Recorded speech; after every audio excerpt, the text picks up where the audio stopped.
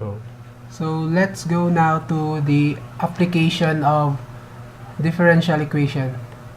So here is the question. Although water is often assumed to be incompressible, it actually is not. In fact, using pounds and feet as units, the weight of 1 feet cube of water under pressure P is approximately W times 1 plus Kp, where W is equal to 64, K is 2 times 10 to the negative 8, and P is measured from standard atmospheric pressure as an origin. Using this information, find the pressure at any depth y below the surface of the ocean. At a depth of 6 miles, by what factor does the actual pressure exceed the pressure computed on the assumption that water is incompressible? So, what is asked in the problem is the pressure at any depth y, and the computed assumption, what is the actual pressure exceed, what is the factor does the actual pressure exceed.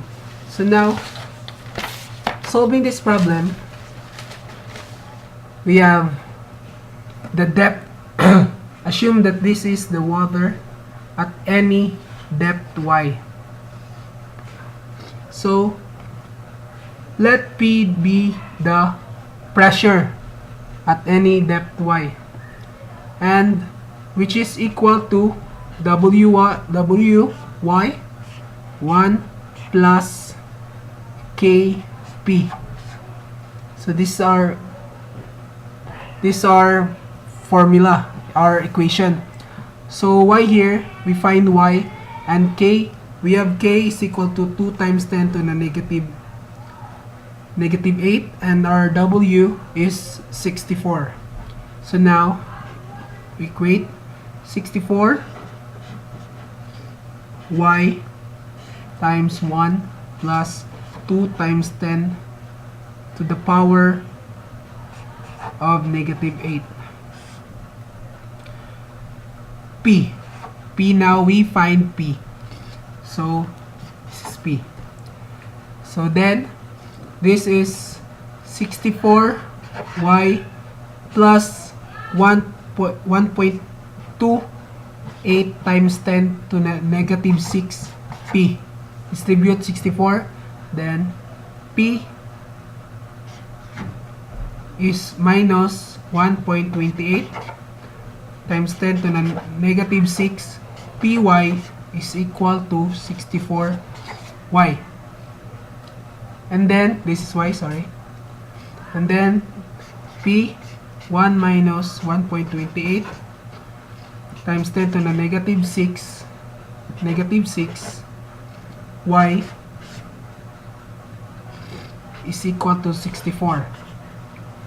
So now, this will become P is equal to 64 over 1 minus 1.28 times 10 to the negative 6 y.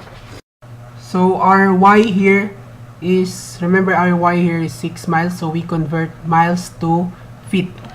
So our y is equal to 6 miles times, and every 1 mile there is 5,280 feet, which is, this is equal to, to your calculator, this will be equal to 31,680 feet. So substitute this to this equation. We have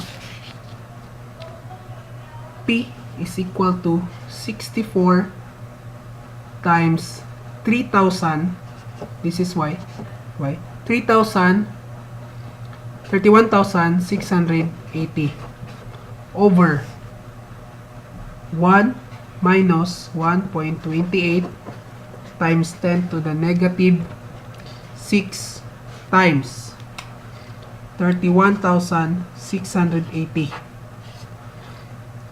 So this is, so using calculator, this will be equal to 113,211.575 pounds per square feet. So this will be our computed pressure. So this is our computed pressure. Then we compute the actual pressure. So at any depth y. So at STP, standard atmospheric pressure, ATM is equal to 9.6 parts per square inch. This is equal, we convert this into feet, part per square feet. This will be equal to 2106.224 parts per square feet. And the actual pressure will be the absolute pressure is equal to ATM, this one, plus gauge pressure. And our ATM is 2116.224 parts per square inch, plus our gauge will be our W times Y. This will be equal to 2116.224 plus our W is 64 times our Y is 31,680. Then our pressure, actual pressure will be 2029,636.224 parts per square feet. So this is our actual pressure.